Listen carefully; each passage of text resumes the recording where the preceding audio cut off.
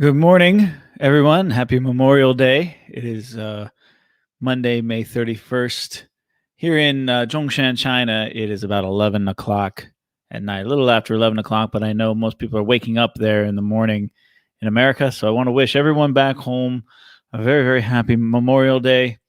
And I wanted to talk a little bit about Memorial Day and what it means to me, because it's special for every American, of course, in their own right. And I wanted to share why it's important to me. But first, just a quick update on my life.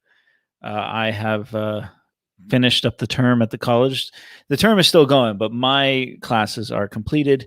The testing is ongoing, but for the most part, I am done, and I am enjoying, or I'm beginning to enjoy the summer vacation as of today. And I couldn't be more excited about that, to be honest.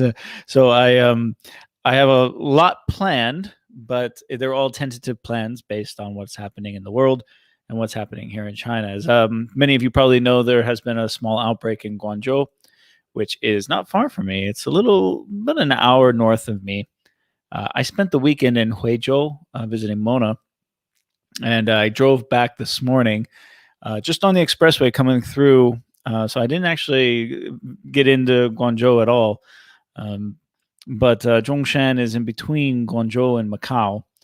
And as far as I know, Zhongshan's pretty good so far, but they have started locking down certain neighborhoods in Guangzhou. And I heard today that if you want to leave Guangzhou, you're required to get a negative test if you want to leave the city. It won't surprise me if they shut down the city completely, because this is a rapid spread. They are jumping on it. Everyone's very aware of it, and everyone's very concerned about it, even here in Zhongshan. So we'll keep an eye on things as they progress, but I have faith. I really do. I think things are going to be just fine moving forward. You guys know me. I'm kind of the ultimate optimist, right? But yeah, they have started shutting down certain neighborhoods. They're testing everybody, not just in Guangzhou, but throughout the Pearl River Delta. And I have the day off, of course, tomorrow. So I plan on doing a number of things tomorrow, including getting my own negative test. The line at the hospital is supposed to be very long, but it can't hurt to get it done, just for safety's sake and to have it in my my green code, if you will, right? So that's what's going on with that. Again, I have faith, and we'll keep an eye on it over the next couple of weeks. I personally am not concerned about things. If one person gets it in a city of 20 million, then it seems like the entire health department goes to it. I mean, they have so many resources dedicated to working on this that and they're doing a very good job of keeping everybody informed about what's going on as well. So I get messages constantly. The news updates are constant. They are thorough, and everyone's telling us what's going on. Now, as far as me getting my vaccine, we try to now that the term is over, I have a lot more free time, so I'm hoping I could get the vaccine this week, and I was hoping to get it tomorrow. We tried getting an appointment for myself on the app, which does have an English version of it, of course, but it's broken. Nobody seems to be able to get an appointment. And it says that priorities are being given to the larger cities, me being Zhongshan is one of the smaller cities in the Pearl River Delta, so there aren't any vaccines available in this city. However, some of my friends have gotten the first shot. I know some people are going to the hospital to get their second shot tomorrow. So it is happening, but as far as me getting one, it remains to be seen. It really does. Again, I'm not too concerned about it. I know I'll get it eventually. But hello, everybody. How's everyone? We have is it a good idea to have a test now? The risk of waiting in line with that many people? They'll do social distancing at the hospital. And I won't be going to the major hospital, the big hospitals. I go to a small clinic right over here. And if you go early enough, you wait in line, you wear a mask, it's fine. I think it's okay. I mean, you can't live your life by what ifs. So you can't say, oh, what if someone in line? It's just better to get the test done. And I mean, I think honestly, they're probably just going to come around and test everyone anyway. So I might as well just get it done. It can't hurt. I really don't think it can hurt. But it's not a bad point you raise. Okay, well, let's talk about Memorial Day. Okay, now I'm going to share some stories with you. Last year, I did a live stream on Memorial Day, wishing everybody back home a happy Memorial Day, and I told the story about my grandfather. As you guys know, I used to be a troop. I was an Air Force troop for many years when I was younger. This photo you see here, this is of a Air Force Honor Guardsman. This is a special duty that I actually did. I did countless numbers of ceremonies and funerals, especially for funerals for some friends of mine who died in the wars. Two of them that really come to mind that I have to give a shout out to are Sergeant Shirley Bosey, who was part of my unit. She died in Europe. And Senior Airman Paulo Ortiz, who, yeah, that was a tough one. That was a tough one. But one of my duties, the main duty of the honor guard is to perform military honors at funerals. So I have extensive background in this. I took it very seriously. It was one of the best things I ever did. In addition to my regular duties, I was a combat engineer. This was a special duty that I got, and I was fortunate enough that I had sergeants that allowed me to do this special duty whenever it came up. So I wanted to talk about my grandfather today. A year ago, my grandfather passed, and it was right as we were coming out of the COVID lockdowns here in China. And I was actually on a trip. I was a hiking trip north of here. I can't remember. I think I was in Xiaolan at the time when I got news that my grandfather passed. And still, even today, I cannot go home. I mean, I can go home, but I wouldn't be able to come back to China. I'd be stuck there. But I wasn't able to go home last year. This is last May, and participate in the funeral, to attend the funeral and grieve with the family.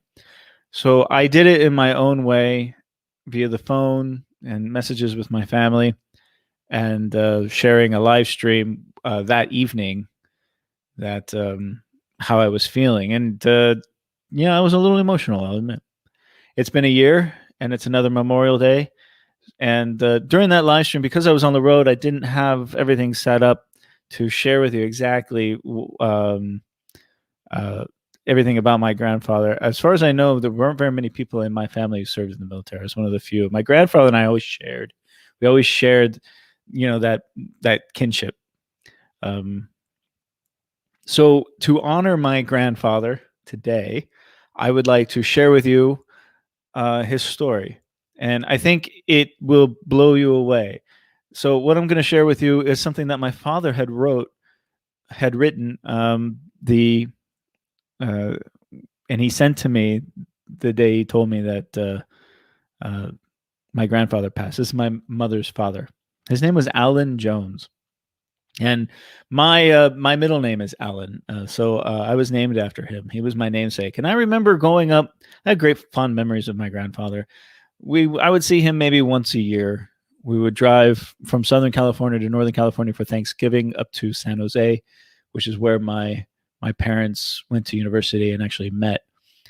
And a small little humble house. And as a little child, I remember walking in to that house and smelling the food. And my grandfather, especially when I was a little boy, he always had a Hot Wheels car waiting, because he knew I loved Hot Wheels cars.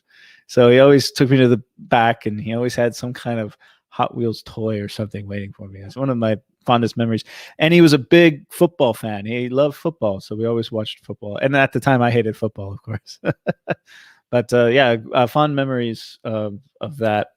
We did a drive, my mother and myself. I think it was fifth grade. I was in fifth grade. We drove from Southern California to across Texas, visiting some distant family members in Texas that I think I've only met that one time and haven't met since. We passed through I think it was the county of Jones and the town of Allen, or something along those lines. That was crazy. As I was reading about the history of Texas in the backseat of this car, we're literally driving through these towns and staying with family in Beaumont and Some good memories, and an old Volvo. Yeah, to give you an idea, my grandfather had two cars. He had he had the Volvo, and he had, I think it was a Datsun pickup truck that somehow was still running after decades. And I remember, the thing I remember the most is, both for his Volvo and his truck, he would keep meticulous records of gas consumption and mileage, and in the glove box, and he would bring it out every time he filled up the tank, and would. I mean, he was so, to the penny, about money and efficiency, as a Marine would be, I suppose. So, anyways, I'd like to share with you all, and please bear with me as I read this, the story of my grandfather. Well, I have actually another photo. Let me get you another photo real quick, just to give you an idea. Nope, that's not what I want. Hold on a second. All right. So, before we get to my grandfather, I'll show you. This is me as a one striper, just doing my. You can see, I think I'm 21 years old. That's almost 20 years ago. I'm doing these military honors and stuff like this. I'll share a couple of them with you. Here, this is. This is. I was stationed in South Dakota at Ellsworth Air Force Base in South Dakota, which is near Rapid City in Sturgis, South Dakota. If you don't know, Sturgis is famous for the big motorcycle rally every summer. And it's a big rally full of very, very patriotic people from all around the country, Harleys, motorcycles, and the base is near there. And behind this photo, I'm the one carrying the American flag here, and this is my honor guard unit. And behind is the Mobile Vietnam Memorial, and we did a flag ceremony and some other ceremonies in front of this memorial at the Buffalo Chip, the famous Buffalo Chip at the Sturgis rally. Great memories of this. And I remember across the plains of the South Dakota, the wind can be quite strong, and this pole is very heavy. And I'm holding on to. You're supposed to hold on to that strong, but I remember it just wanting to blow away, and it took all of my effort to keep the flag straight up. It was not easy to do. and then after that, because there were only four of us, and we had to have two riflemen, and we had the American flag, and I can't remember, is the South Dakota flag or the Air Force flag? I can't remember which one. But there was another flag from the the POW MIA folks were there, and they wanted to honor the POW MIA, especially in front of the Vietnam Memorial, the movable Vietnam Memorial. So after this, everyone is really quiet. They're taking photos. This ceremony lasted like 20 minutes, and it's hot, sweaty, it's windy. There are thunderstorms rolling in the background. And then they asked me to take the POW flag. So I grabbed the POW flag, and I stood there. And I'm all alone in front of this. And it seemed like it must have been only 5 minutes, but it seemed like it was an hour, because I was so freaking hot. But you can't see it, but surrounding this is everyone just in complete silence.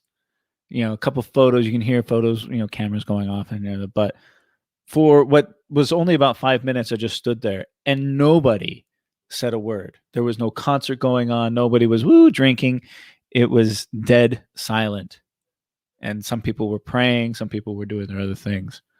But this stands out as all the funerals that I've done, all the places that I've gone, all the things that I've done. This was one of the few moments that, was very, very moving. So I had to share that. Okay. Here's another photo of my grandfather. This is my mother, my grandfather, and I. My grandfather moved to Northern California, Santa Rosa area. I think it was Santa Rosa. Yeah, near Napa Valley, in the wine country. And every time I go up, we'd go have a steak dinner and drink some wine. So This is when I can't remember how old I am in this photo, but it was soon after I returned home from the military. So I'm in my mid to late 20s here, I guess. I can't remember. But as my grandfather aged, I saw less and less of him as he moved to Reno.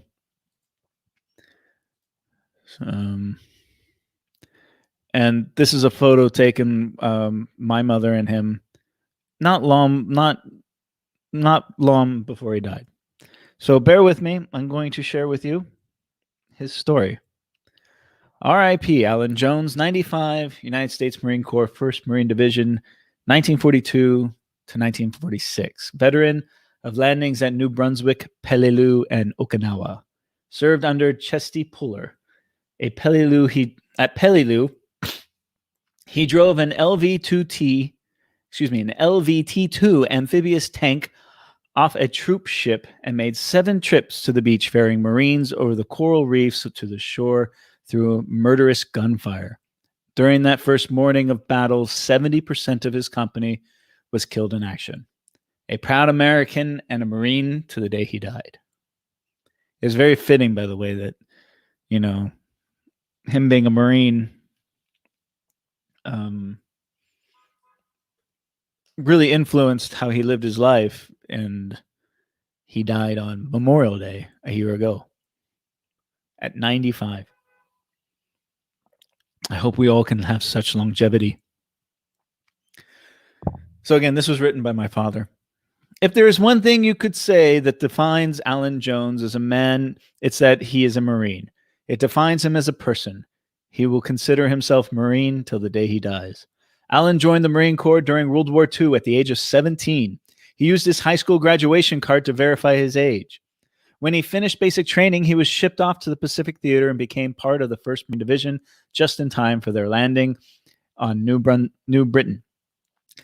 The 1st Marines were the tip of the very sharp and pointed stick during World War II. The landing at New Britain was one of the most brutal campaigns because of the almost constant monsoon rains and fierce jungle fighting. Alan developed malaria during this campaign and was treated, but he would carry that parasite the rest of his life. See, that's something I didn't even know about until I read this. After the action at New Britain, the 1st Marine Division was relocated to Pavuvu, an island in the Pacific that was occupied only by rats and coconut crabs. Australia had deemed the Marines to be too much trouble to take their liberty on the Australian continent ever again. The division reorganized in May 1944, and parts were reformed into amphibious tractor battalions. Alan was a member of such battalion and was assigned the task of driving the LVT-2. An LVT is a 16-ton steel tank that has a main gun and ammunition removed and carries 8 to 10 Marines. Since they are tracked and made of steel, they are the only vehicle capable of going over the reefs at the Battle of Peleliu because the Higgins boats used in prior campaigns were not able to transit the reef and shoreline without destroying themselves on the coral. He was appended to the 7th Marines to bring them ashore for the landing. I'm going to draw from the words of Major Henry Donegan in his first-hand report of the action. Peleliu was a very small island. The Marines assumed that they would achieve their objectives quickly after a massive bombardment. So after an extensive bombardment preceding the morning of September 15th, 1944, the Marine commanders issued the order to advance to the beaches with unfounded optimism. Awaiting the landing force were nearly 11,000 Japanese troops, including units from the never-defeated Manchurian Imperial Guards. They had learned from their losses in previous Pacific campaigns and had embarked on a new strategy to exact an extreme toll from the Americans by making them pay for every inch of ground. The Japanese established an intricate defense system on Peleliu, covering nearly every square yard from the beaches inland with pre-registered interlocking fields of fire coordinated from the island command post deep beneath the coral rock in the center of the island. There would be no main line of defense, but instead nearly perfect defense in depth with the whole island as a front line. The complex and ingenious defense was based on mutually supporting fortified positions and rock caves with pillboxes extending into the interior of the island. Peleliu marked the first time in the war the Japanese would preserve their forces rather than expand them to massive suicide assaults as they did in New Britain and Guadalcanal. The ferocious barrage that preceded the Marines lifted as the first wave of LVTs approached the beach. History would show that the Japanese were relatively unaffected by the pre-landing artillery barrage. The Japanese had the water from the reef to the beach and from the high water mark island perfectly covered with their weapons. Marine LVTs and other Amtraks were hit when crossing the reef shelf and sank or were burned. The Japanese guns on the southern point of the island were particularly deadly, apparently carving up the flank of the 7th Marines and casting platoons and companies into confusion. Allen was driving an LVT-2 that day, carrying the 7th Marines to the beach. His LVT was a prime target. With the Marines landed on the beach, and after fighting their way through the coral and tidal mangrove swamps, they found themselves on coral and limestone ridges running parallel to the beach and providing little shelter. This was the terrain in which the Marines would fight, the true nature of which had not been revealed by the photo intelligence or scouting by UDT Frogman. No one anticipated the impenetrable coral, which made digging almost impossible and absorbed the sunlight like hot lava. It would also slice the body of one rolled on the ground in the struggle to survive, nor did anyone anticipate the unimaginable heat and humidity to prevail through the battle. What Allen would seldom talk about is that on the morning of September 15th, he watched 70% of his LVT company blown up. I'm having trouble hearing you. Not talking to you, Siri. Sorry about that. Let me begin. What Allen would seldom talk about is that on the morning of September 15th, he watched 70% of his LVT company blown up and sunk by Japanese gunfire. The Japanese gunners were specially focused on the LVTs since they were the only vehicles capable of bringing more troops onto the beach. The LVTs were slow, and so after delivering the first group, they would maneuver back out beyond the reef, meet with the Higgins boats, and transfer Marines at sea, and then go back over the reef through the interlocking fields of fire and deposit more Marines into the battle. Allen made 7 trips to the beach that day.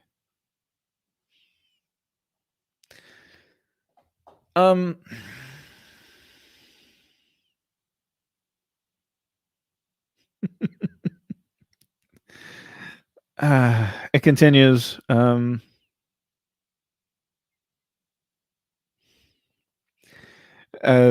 He has this side note here. Allen never did treat me very well personally. I think he thought, this is my father. Allen never did treat me well personally. I think he always thought I was after his daughter in a less than honorable way. But as if you guys know my parents, my parents have been married for 50 years. So they met in university, and they've been in love ever since.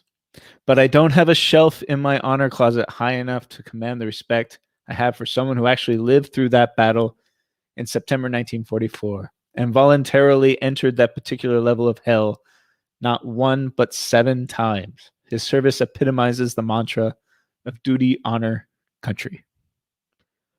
So that is my grandfather. Again, I didn't see my grandfather for years. I didn't see him before I left for China, and of course, I haven't seen him in the 5 years that I've been here, and he passed last year. I've made my peace with it the best I can. I've grieved in my own way, as has my family, but along with everything else that I've done on Memorial Days in the past, and my duties as an honor guardsman, and all the funerals that I've done for veterans of all of America's wars,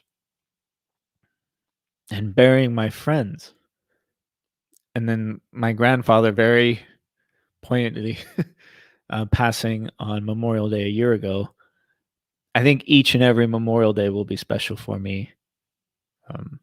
It was a rough day for me. It it was tough to focus on what I needed to focus on because I had this story and other stories and memories floating around my head all day. And I found myself daydreaming, reminiscing. Um, I became a civilian because I had a choice to make.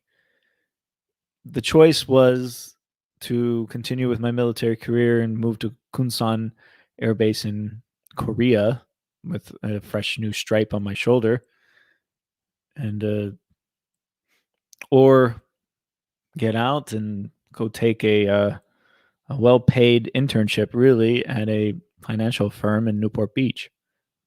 I chose the latter, but it was a deciding moment in my life where I had to choose a path, and it was not an easy choice to make, especially during the time of Iraq was still raging, Afghanistan was still going on. It jumbles in my mind. What if I had stayed in? By the way, that I I would have been retired by now. I would be eligible for retirement by now. All right. Thanks everybody for allowing me to share that with you.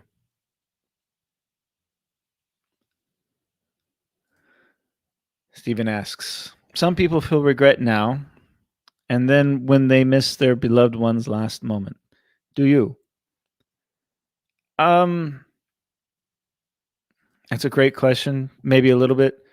I mean, I'd be lying if I said I didn't regret it a little bit, but for the most part, I think it happens for a reason, and in a funny, strange way, me being on the other side of the world and not being able to come home and grieve with the family as most do makes it even more special for me. I don't know if that makes any sense to any of you guys, but it definitely makes it a unique experience. You know, and I celebrate that uniqueness that comes with uh, having the restrictions that are placed upon me because of these special times. Of course, I would love to have been there. I was looking forward to it. I always knew that if and when my grandfather passed, he would get military honor funerals, and that being such a huge part of my younger life, I really, and that was something that my grandfather and I shared together, along with his name. I was really hoping that I could not necessarily participate, but to actually witness, the flag being folded in his honor and taps being played. Maybe if I do go home soon, I'll do my own version of it. Okay, thank you all. Let's move on. I have shared enough. I hope you all are enjoying your 3-day weekend and remembering the special people in your life that make this day a special day for all Americans. Let's share some other things, shall we? Okay. I got a couple other photos here. Oh, my father actually sent me this photo recently. He posted this on. I want to show you. You guys know that I love cars. Excuse me. So let me share this photo. I thought it was just beautiful. I shared this with some friends of mine here, and they couldn't believe it. Check this out. This is my other grandfather and my grandmother on my father's side, and this is my grandfather's drop top Cadillac. And it just epitomizes post-World War II opulence of the 1950s, does it not? Wow. I had to share that with you guys. I just think it's a beautiful car. There is, by the way, a classic car museum not far from me here in Zhongshan, and they have some amazing things that you will not see in China, but they're in this museum. And I plan on going there very, very soon and making a very nice video to share with all of you because it is just super, super awesome. And yeah, that's coming up soon, guys. Lots of stuff coming up. Now that the term is over, I have a lot more free time to do. Wow, it's hot in here. It is hot, and it's thundering outside as well. Let's see. My visa is up. I am currently in the process of renewing my residence permit, work permit, and all of that. That is an ongoing process. So traveling right now, obviously, I can't go many places. Probably not a smart thing. I'm just going to stay put. But I couldn't go anyways because my passport's in with the government right now, getting redone. I'll share this one picture that I took of Mona. This is at the Zhan Gardens here in Zhongshan. Another video that I'm currently working on right now. A beautiful garden. Actually, not an old garden. It's only maybe 20 years old, but it's done in the style of Suzhou water towns and a mix of southern Chinese gardens. And it's this giant, beautiful garden that we just kind of walked around, for a couple of hours. It is a national tourist attraction here in Zhongshan, and a beautiful video. Not an exciting video, but a beautiful one, and I hope you guys enjoy it. I'm working on it right now. It's not going to be a long video, but just something to look out for. I love my vlogs, and it's not always about cars and hotels. Sometimes it's just going for a walk in the park, right? All right, who else out there? Say hello to me and where you're coming from.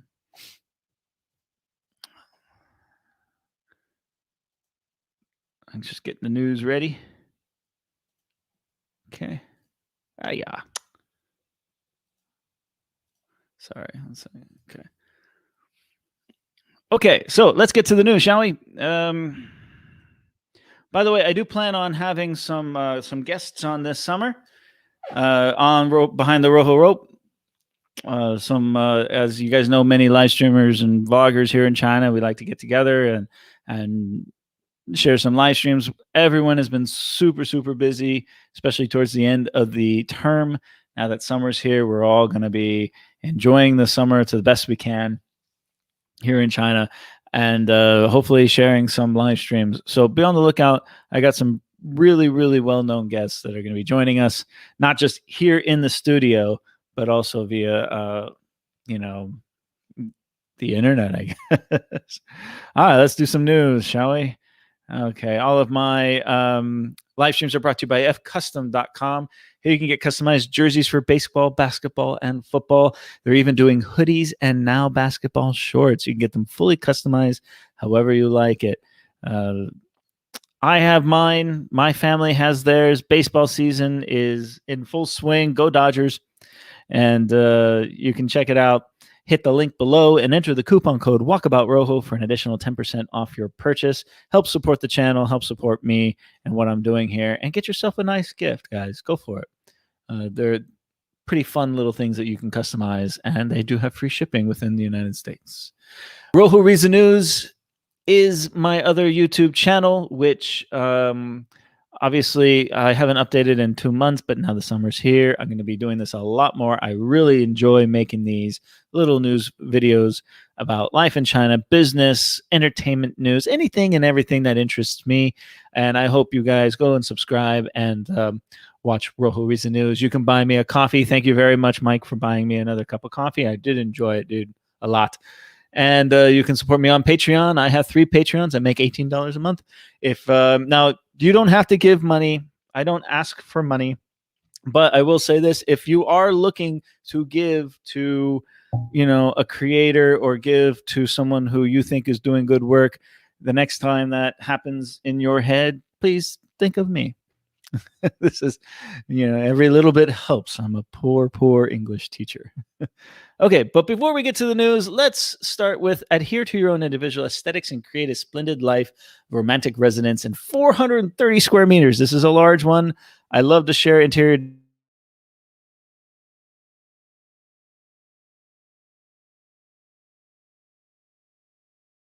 There's a house in the garden. There's a courtyard in the house and the trees in the garden, seeing the skies and the trees, reading in the sky. That's kind of the theme of what you're going to see here. I just thought this is a beautiful one. This is in Guangdong Fuying Mansion. done in the modern style. It's a villa, and for 201, so that's about, what is that? 2 million. 2 million. Hi, Mike. Yeah, I just talked about you, Mike. Thanks for the coffee, brother. Appreciate it, man. But here is the living room. I absolutely love the floor in this. It's everything is just perfect and beautiful from these, blurred windows, the sitting area, the floating sofa, the door that opens up. This is just a beautiful room. It's gorgeous, and I like the fact that there's no television. I've been doing a lot more reading and studying about mid-century modernism, and how that has influenced the 1960s and 1970s, all the way to the conversation pits that used to be a thing, right? And I see that coming back more and more. These living rooms that are not focused around an entertainment center. They're actually focused on conversation and being with people. And I love that about modern design. I'm seeing a lot more of that in modern design. Again, these are all in China modern design. A great centerpiece. Again, this is not a cheap. This is a pretty expensive house here. Yeah. Again, I just like this. There's something about the floor that I just really dig. And this piece right here is great. It's not quite the movable coffee table, is it? But I love the mixture of the marble and the plants and the wood. Natural tones, natural colors. Okay, so there is a television on the other side, but look at this little fire element right there. That's kind of cool. Kind of makes it look like the wood's going to go on fire, right? Great, lighting design. I live in Zhongshan, which is near Gujin. Gujin is a town within Zhongshan, and it's the lighting capital of the world. And you go there, you go to the malls, you go to the showrooms, you see some of the most amazing light fixtures and lighting designs you can imagine. LED, every shape, every size. I mean, they've got street lights and park lights for municipalities there. They've got housing. They've got giant crystal chandeliers, and they've got tiny little LEDs that can light up a closet. Everything and anything you can think of. So I can appreciate good lighting design. A couple gifts. I like that they're putting gifts in these a little bit. I don't like the chairs. Chairs seem plastic. Yeah, they just they don't do it for me. I'd rather see like a wood. Great kitchen. I'd like to get something like this for my little kitchen here, like a little stool thing or whatever. Yeah.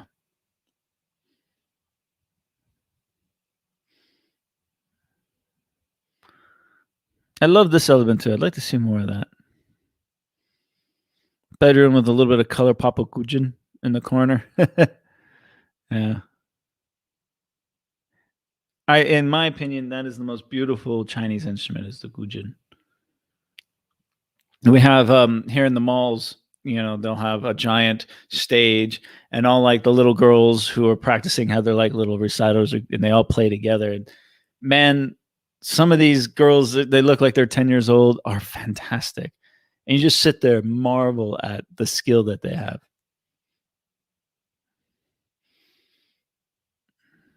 And when you have 20 gujins all playing together, the sound resonates. It's pretty impressive.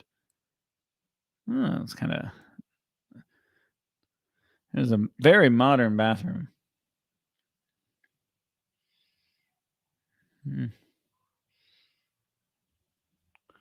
There's a dance studio in here. Okay. Well, why not? If you got the money, go to drum sets. All right. I'm sure the neighbors love that. That's a cute little chair for the kid. Like I said, this is a giant house, a villa in the city of Dongguan. Okay. Let's move on to some other news, shall we? I got a comment. Nobody comments anymore, man. So Steven, I know you've been reviewing cars. What do you think of the Chinese EVs? Do you have a chance to challenge Tesla? And what's your opinion over Li Auto's revamped Model 1? Okay, great question. there are so many EVs coming onto the market now from all the manufacturers. It's really just getting ridiculous. Uh, I'm still not sold. I think there's a little bit too much hype. There's a lot of hype over the Volkswagen ID4, which I haven't driven, but I've gotten many chances to be around it and to sit in it, and I have seen some other reviews. And yeah, the reviews are not very good. I think people, some manufacturers are racing to get these things to the market, and they're cutting corners to make it happen. Tesla is the Tesla has just got a huge head start on everybody, and it's going to take a long time for these other car companies to catch up, but they will catch up. I guarantee that. Plus, there's other technologies like NIO's got the battery swap technology thing, which, when I first heard about it, I really thought it was a gimmick, and still in my mind, I still think there's no way that you can build an infrastructure around proprietary battery swap technology and make a profit, because these little battery swap stations are very expensive, and NIO's burning through cash like crazy to make this happen because it's proprietary. If you can find some kind of uniformity with battery swap, and many car manufacturers can have that, then you can do a battery swap infrastructure, which kind of does make sense on a macro scale. But it being just one car company right now, and I think they are partnering with one other company to make this happen, but we'll see. I have high hopes for NIO, especially their new sedan looks pretty good. I haven't sat in it or driven it or anything, but I really like the NIO cars. I think what they're doing is great, and they're very popular. The Xiaopungs, Xiaopeng has a great growth strategy. I'm not a fan of the new P5. I think it's kind of ugly, to be honest, but it does have that LiDAR technology. Whether or not that LiDAR technology is better than the other technologies as far as autonomous driving, we're going to have to wait and see. And there's a lot of opinions flowing out there. I've seen it all, but because I don't have the experience with it, I really can't. I just think the P5 is the P7 is nice. I think the G3 SUV is a wonderful initial attempt, and I think that it offers a lot of interesting amenities, but I also think it's rather ugly. And I think the strategy that Xiaopeng has gone with introducing another mid-sized sedan to their lineups is going to cannibalize the P7 sales. That being said, they are planning to move aggressively in Europe with the Xiaopengs. The Li Auto, am a huge fan of the Li Xiang SUV. I made a video of it. I've showed you guys what I thought of it. I still believe heavily in this company. I think the vehicle is awesome. I think it's very, very well built. It's solid. It's fun to drive. It being a plug-in EV offers a little bit of differentiation from the other Chinese EV startups. And it is a platform that I think is more consumer friendly in this stage of the game. So I was more of a fan of that. It's just a beautiful, and it's more of a traditional looking SUV than, and I kind of like. I don't know if consumers are ready to make the jump to crazy EV designs. I like the fact that the Li Xiang looks like it could have a V8 under the hood. Yeah, I kind of do. I'm sorry. The revamped one, I've read about. I haven't seen it. From a business standpoint, this makes sense, especially the rebate that they're going to offer to existing Li Xiang owners. Is it a rebate or a subsidy? I can't remember. Yeah. Well, anyways, they're giving money to come and get the newer version with updated software. But that's just going on right now. I think what the magic behind Li Xiang is not only their management team and the fact that they're rather conservative with cash. They're just sitting on a ton of cash. Their balance sheet looks really good.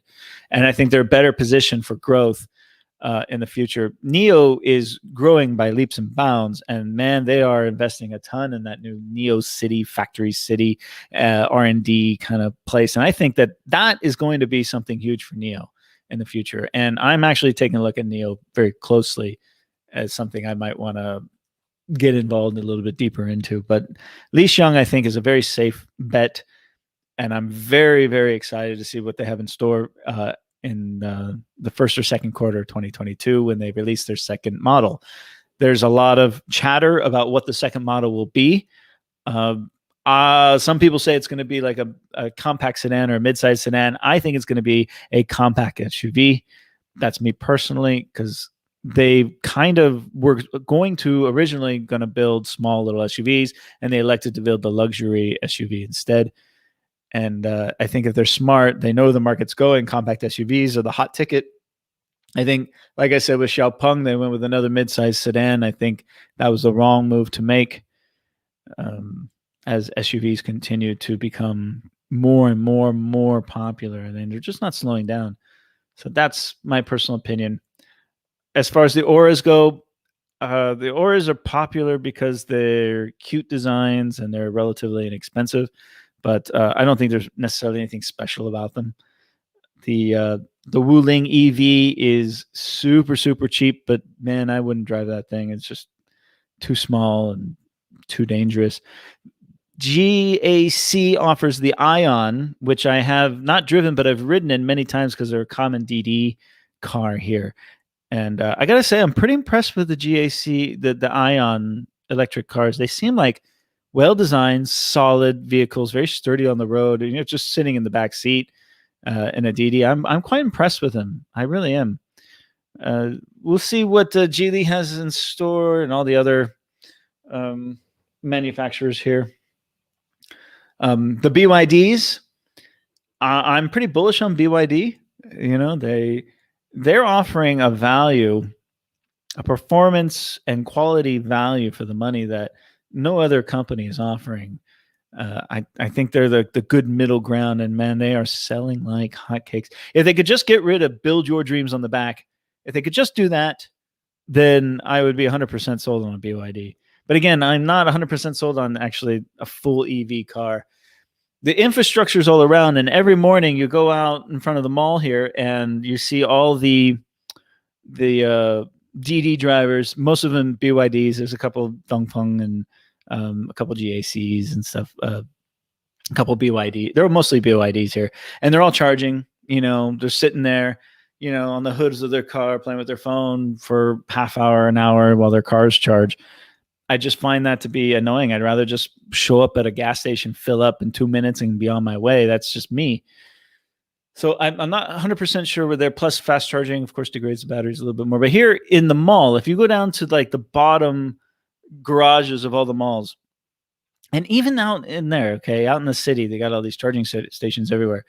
And these parking areas are supposed to be for EVs to charge. So you're supposed to, you come to the mall, you have an EV, park it, charge it, right? Well, those spots are right in front of the escalators and elevators, the main entrance from the parking garage. And I'd say 9 times out of 10, those parking spaces are filled up with BMWs and Mercedes and Toyotas and anything other than EV. So if you have an EV car and you want to come to the mall here and go have dinner or go to a movie and park your car and charge it, there's no way you're going to get a spot. There's no way you're going to get a spot to charge your EV, because even though they say they're for EVs only, everyone ignores it. So it's got to be annoying if you're an EV car driver. It's just, I'm sure they'll take care of it, but that's what I've noticed over the last couple of months. What's going on here? So. Yeah, exactly. It's just too much overhead. I mean, they're spending cash like crazy, and that's why they're just not profitable, because they're spending all this money on this infrastructure. They've got to find a way to get other, and I did read somewhere that I can't remember which company it is, but another Chinese company is going to be coming in and sharing this battery swap technology with the NIO. That's the only way to make it work. It does make some sense in far as ownership. Rather than buying the battery, you lease the battery. It lowers the cost of the vehicle. It'll actually increase or maintain the value of the vehicle in the secondhand market, so that the new owner doesn't actually have to go out and do an expensive battery swap in the secondhand market. So it makes a lot of sense in other ways, but it's a race, guys. It's a race. It's going to be interesting to see which technology is going to lead the future, because right now they're all competing and they're all in their infancy. But everyone asks, okay, which one's going to win? That's what I hear a lot. Which one's going to win? Xiaopeng, NIO, or Li Xiang? Which one? And I say, you know what? they're probably all going to win. They're probably all going to be winners. And no matter where the technology, the consumer spending on the technology, wherever it leads, the car makers will surely follow. So I'm pretty bullish on the whole idea, on the whole industry. Is also, I'm not sure Neo House idea will work in EU. I don't see the Europeans are going to get along with this Neo family idea. Don't be, talk to Fernando about this. I hope to have Fernando on my show, and we'll talk about Neo. The Neo House, if you don't know, if you're a Neo owner, they got these like little cafes and stuff where you can go and hang out with other Neo owners. I'm not even sure if that's like a very popular thing. I think it's like more, when I first heard of it, I'm like, yeah, that's a cool gimmick. You buy, I'm part of the Neo House. You're going to go there on a Saturday afternoon and have a cup of coffee. But how often do people actually use it? I have no idea. I honestly don't know. Steve, hi, Paul. In the earlier video, I tried to make Mexican food at home. Cheese was hard to find. Do you still try to make Western food at home, and have you fully immersed yourself in Chinese cooking? Both. I love Chinese food. I not only cook Chinese food, but I also cook a lot of Thai food. When I go out to eat, I eat Chinese food every day. Not every day, most days, because it's everywhere. But it's not just like one style of Chinese food. I mean, Chinese food is so many different styles. One day I'll have Hunan, the next day I'll have, Yue Cai or Guangdong food, or I'll have Hakka food, and I'll have Chaoshan food, and I'll have Shunda food, and I'll have Szechuan, and I'll have Dongbei. I mean, there's so many different styles of Chinese food that you can eat Chinese food every day and feel like you're having a different type of food every day. That's something that I never really realized before I came to China. When I thought Chinese food, I thought one thing, Chinese food. But all the different styles of Chinese food, it's really amazing. But I've got all the Western restaurants down here in town. I eat a lot. I got a photo here. I'll show you this one. This was my dinner tonight. So, sorry, Steve. Here you go. So yeah, this is a salad. This is fruit and chicken salad, and I had this at Solo Cafe, and which has Western food, and I think they have some Chinese food there too. Here at home, like the other day, I made tacos. There's a Metro supermarket that I can go to and get imported foods there. If you don't know Metro, I think it's a German supermarket chain. There's BLT, which is a very expensive supermarket, but I can find some things there. And I just do a good mix. I have gained a lot of weight. I'm the heaviest I've ever been. I'm 90 kilos. I just weighed myself. So I've never weighed this much in my life. And so it's time to, now the summer's here, time to hit the gym and get some good eats in. Good eats. I have the time to do it. Thanks for the question, Steve. Good to see from you, man. Thanks a lot. Miss you, brother. Hope you're doing well.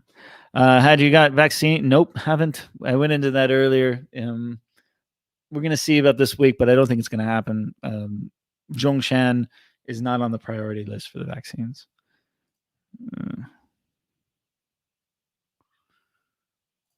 Yeah, again, these are just we can have debates about the cars and all the EVs and all the cars. It's one of my favorite things to do is debate this stuff. Yeah, it does look good, man. All right, let's go back to the news, shall we?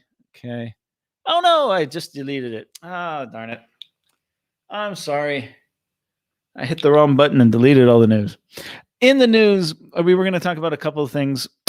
This summer, I'm thinking about teaching online a little bit, trying it out. I have a friend of mine who does it here in town, and he was showing me the app and what it's like. The pay is terrible, but it could be something just to fill the time. And, they would pay you in US dollars. I have all the qualifications and I have the time now to do it. What do you guys think? Should I teach online? I hated teaching online during the lockdown. I really didn't like it, but it was a different type of teaching than I think a lot of these platforms like VIP Kid or GoGo Kid or anything like that.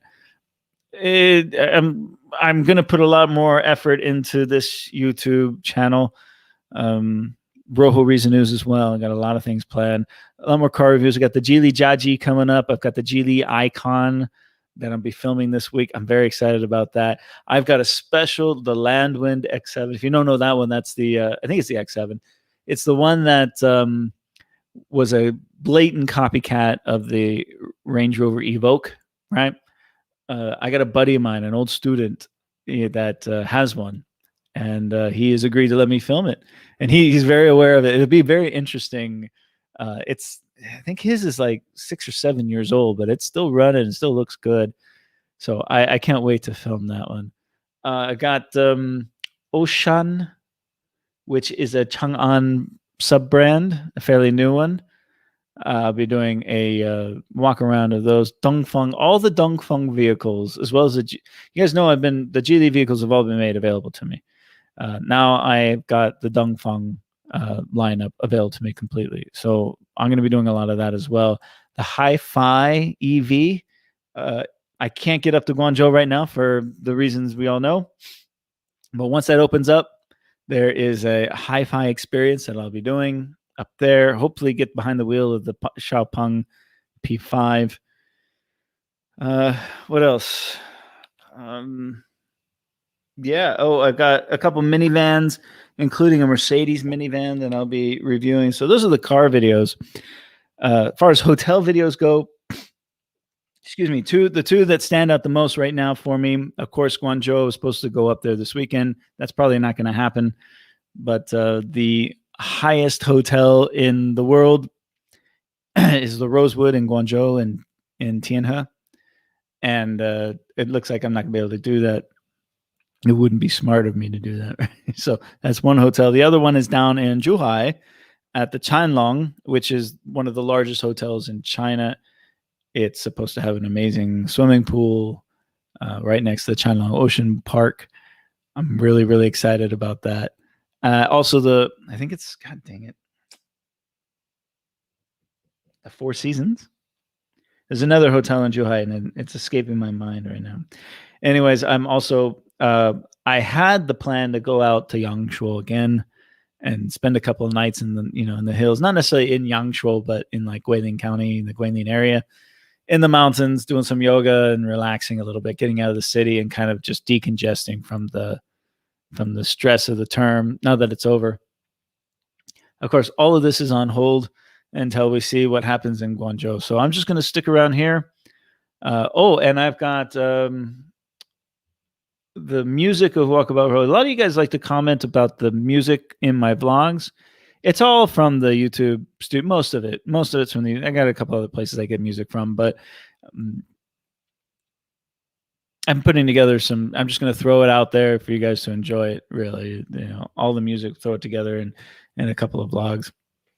A couple other little projects I'm working on around Zhongshan that I'll fill you guys in on in the future. Well, that's about it. It's been an hour, and I think I shared with you enough the news. I'm sorry that I discontinued the news. I clicked the X button and it all went away. Sorry about that, guys. But we'll get it in Rojo Rizza News this summer because I'll be doing a lot more of that. But until then, I think I'm going to call it a night. Whoa. Thunder and lightning outside. I think I'm going to call it a night. I want to wish everybody there a safe and happy Memorial Day. Be happy. Be safe wherever you're at. Enjoy the day. Have some barbecue and some beers for me, please. And spread the love. Until the next time, hasta luego.